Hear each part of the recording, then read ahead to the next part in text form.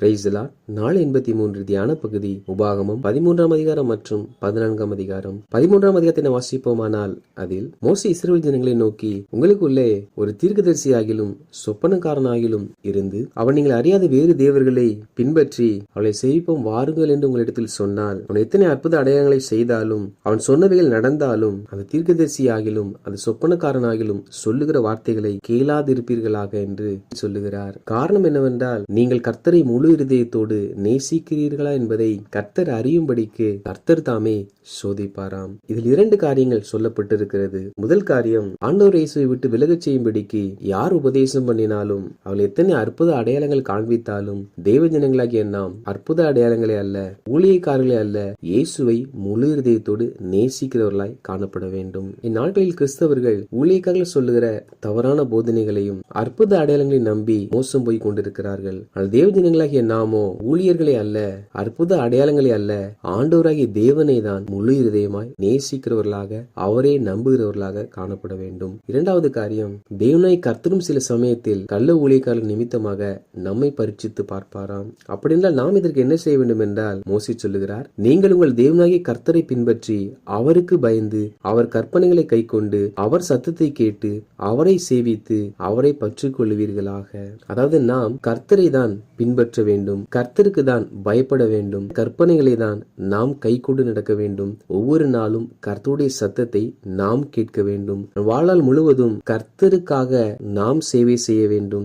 இறுதி வரை கர்த்தரே நாம் பற்றி கொள்ளுகிறவர்களாய் இருக்க வேண்டும். மேலும் மோசே அந்த தீர்க்கதரிசி கொல்லப்பட வேண்டும் என்று சொல்லியிருக்கிறார். காரணம் என்னவென்றால், அவர் கர்த்தருக்கு விரோதமாய் துரோகம் பண்ணினானாம். அப்படி என்றால் இன்று அநேக கள்ள ஊழியக்கால் எழும்ப காரணம் என்னவென்றால், அநேகர் கர்த்தருக்கு துரோகம் செய்கிறார்கள். எனவே நாம் ஒரு நாளும் கள்ள ஊழியக்காரர்களை ஆதரிக்கவும் அவர்களை பின்பற்றவும் கூடாது. மேலும் மோசே இஸ்ரவேல் ஜனங்களை நோக்கி, ஊழியக்காரன் மாத்திரமல்ல, நம் குடும்பத்தில் உள்ள நபராய் இருந்தாலும் அவர்கள் ஆண்டவராக இயேசு கிறிஸ்துவை விட்டு வேறு தேவனை பின்பற்றும்படி சொல்லுவார்கள் என்றால் அவர்களுக்கு செவி கொடுக்காமல், அவர்கள் மேல் இரக்கம் வைக்காமல், அவர்களை தப்ப விடாமல், அவர்களை ஒழித்து வைக்காமல் கொலை செய்ய வேண்டும் என்பதாக சொல்லி இருக்கிறார். அப்படி என்றால் நம் குடும்பத்தில் உள்ள நபர்கள் யாராய் இருந்தாலும் இயேசுவை தவிர வேறு தேவன் உண்டு என்று சொல்லுவார்கள் என்றால் நாம் அவர்களுக்காக ஆண்டவராய் தேவனை மறுதலித்து அந்நிய தேவர்களை பின்பற்றி செல்லக்கூடாது. ஆண்டவராய் தேவன் ஏன் அப்படிப்பட்டவர்களை கொலை செய்யும்படி இஸ்ரவேல் ஜனங்களுக்கு சொன்னார் என்றால், அடிமைத்தன வீடாகிய எகிப்திலிருந்து உன்னை புறப்பட பண்ணின தேவனாகிய கர்த்தரை விட்டு விலகும்படி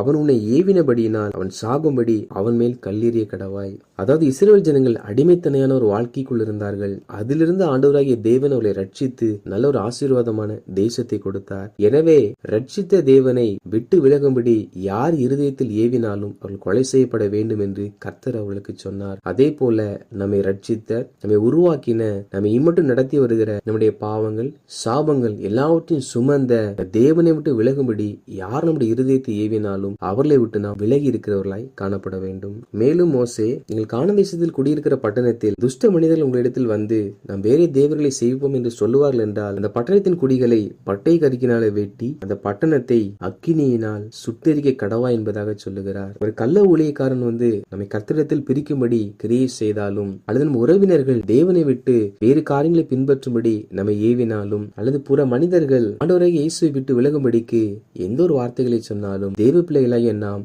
யாருடைய வார்த்தையும் செவி கொடுக்காமல் கர்த்தரை உறுதியாய் பற்றி கொள்கிறவர்களாக காணப்பட வேண்டும். மேலும் மோசே சபிக்கப்பட்ட பொருளில் ஒன்றும் உன் கையில் இருக்க வேண்டாம் என்பதாக சொல்லுகிறார். ஏனென்றால் நான் என்று உனக்கு கற்பிக்கிற தேவனாகிய கர்த்தரின் கற்பனைகளை எல்லாம் நீ கை கொண்டு உன் தேவனாகிய கர்த்தருடைய பார்வைக்கு செமையானதை செய்யும்படி அவர் சத்தத்திற்கு செவி கொடுப்பாயானால் கர்த்தர் தமது கோபத்தின் உக்கரத்தை விட்டு திரும்பி உனக்கு தயவு செய்து உனக்கு இறங்கி அவரின் பிதாக்களுக்கு ஆணையிட்டபடி உன்னை விருத்தி அடைய பண்ணுவார். அதாவது சாபத்தீடான பொருள் கரங்களில் இருக்கக்கூடாதாம். எவைகளெல்லாம் சாபத்தீடான பொருள் என்றால், அநியாயமாய் சம்பாதித்தது, பிற மனிதனுடைய காரியங்களை அபகரித்துக் கொள்வதெல்லாம் சாபத்தீடான பொருட்களாகும். இவைகள் நம்முடைய கரத்தில் இருக்கக்கூடாது என்று மோசே சொல்லுகிறார். காரணம் என்னவென்றால், அப்படி நாம் கற்பனைகளுக்கு கை கொண்டு சாபத்தீடான பொருட்களை நம்மை விட்டு அப்புறப்படுத்தி அவர் பார்வைக்கு செம்மையானதை செய்வோம் என்றால் ஆண்டவராகிய கர்த்தர் விருத்தி அடைய பண்ணுவாராம். அப்படி என்றால் தேவ பிள்ளைகள் நாளுக்கு நாள் விருத்தி அடையாவிட்டால் அவர்கள் ஏதோ ஒரு காரியத்தில் சபிக்கப்பட்ட பொருட்களை தங்கள் கரத்தில் வைத்திருக்கிறார் என்பது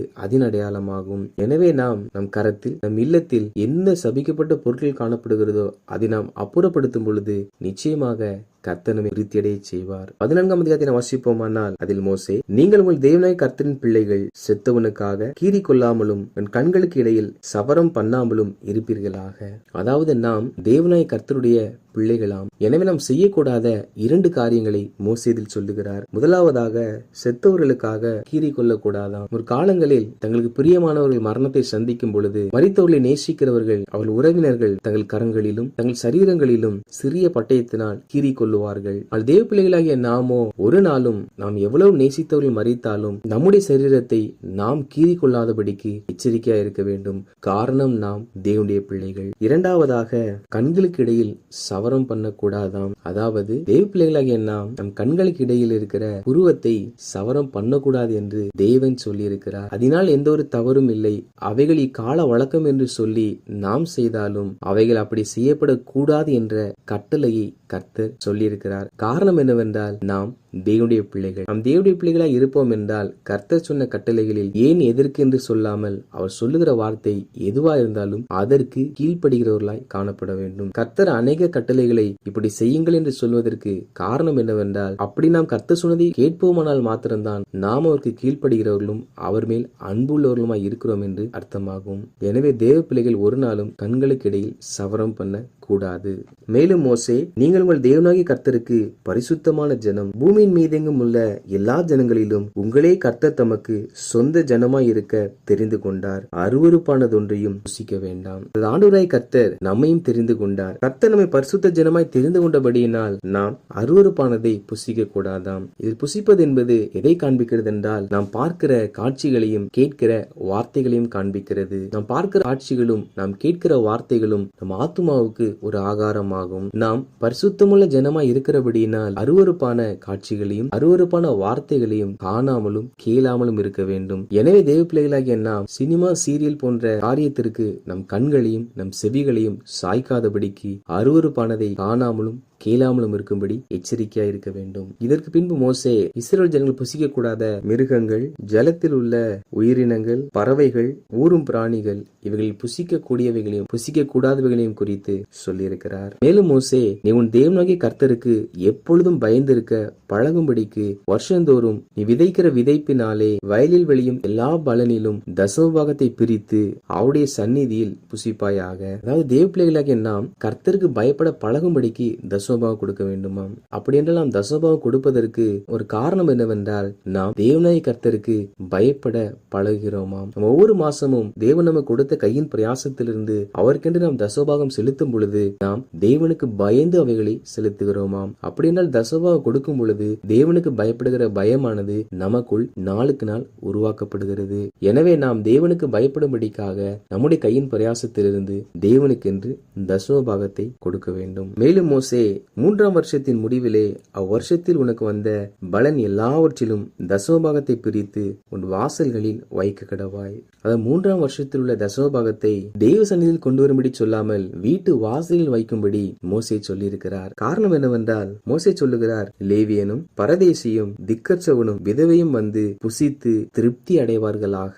அப்பொழுது உன் கை செய்யும் வேலையில் எல்லாம் உன் தேவனாகிய கர்த்தர் உன்னை ஆசீர்வதிப்பார். அதாவது நாம் தசமபாகத்தை சபையில் செலுத்துகிறோம். அதை கர்த்தர் செலுத்தும்படி கட்டளையிட்டிருக்கிறார். அதே கர்த்தர் நம்முடைய தசமபாகத்தை நாம் வீடு இல்லாமல் வாழ்ந்து கொண்டிருக்கிற பரதேசிகளுக்கும் திக்கற்ற நிலைமையில் இருக்கக்கூடிய ஏழை எளியவர்களுக்கும் கணவரால் கைவிடப்பட்ட விதவைகளுக்கும் கூட நாம் கொடுக்க வேண்டும் என்று சொல்லியிருக்கிறார். அப்படி நாம் இந்த 4 நபர்களுக்கும் கொடுக்கும் பொழுதுதான் கர்த்தர் நம் கையிட்டு செய்கிற எல்லா வேலைகளிலும் நம்மை ஆசீர்வதிப்பாராம். எனவே சபைகளுக்கு தசமபாகம் கொடுக்கிற நாம் பரதேசிக்கும் திக்கற்ற பிள்ளைகளுக்கும் ஏழைகளுக்கும் நம்முடைய கரங்களை விரித்து கொடுக்கிறவர்களாய் காணப்பட வேண்டும். அப்பொழுதுதான் நாம் பூரண ஆசீர்வாதங்களை பெற்றுக் கொள்ளுவோம். வாசித்த இந்த அதிகாரியின்படி கர்த்தருடைய ஜனங்களாகிய நாம் எந்த ஒரு ஊழியக்காரரையும் பின்பற்றாமல், நம் உறவினர்களுக்காக பிற தெய்வங்களை நாடாமல், எந்த மனிதன் சொன்னாலும் கர்த்தரை விட்டு விலகாமல், கர்த்தரை பற்றி கொண்டு அவருக்கு பயந்து அவர் கற்பனைகளை கை கொண்டு அவர் சத்தத்தை கேட்டு அவரை சேவித்து அவரை பற்றி கொண்டு சாபத்தீடான பொருள் ஒன்றையும் நம் கையில் வைத்துக் கொள்ளாமல் தேவனுடைய பிள்ளைகளை நாம் இருக்கிறபடியினால் நம் சரீரத்தை கீறி கொள்ளாமலும், கண்களுக்கு இடையில் சவரம் பண்ணாமலும், அருவருப்பான எது ஒன்றையும் பாராமலும் கேளாமலும், கர்த்தருக்கு பயப்படும்படி தசமபாகத்தை செலுத்தி பரதேசிக்கும் திக்கற்றவர்களுக்கும் விதவைக்கும் நம் கரங்களை திறப்போம். அப்பொழுது கர்த்தர் நாம் கையிட்டு செய்கிற எல்லாவற்றையும் ஆசீர்வதிப்பார், நாளுக்கு நாள் விருத்தியடைய செய்வார். ஆமேன்.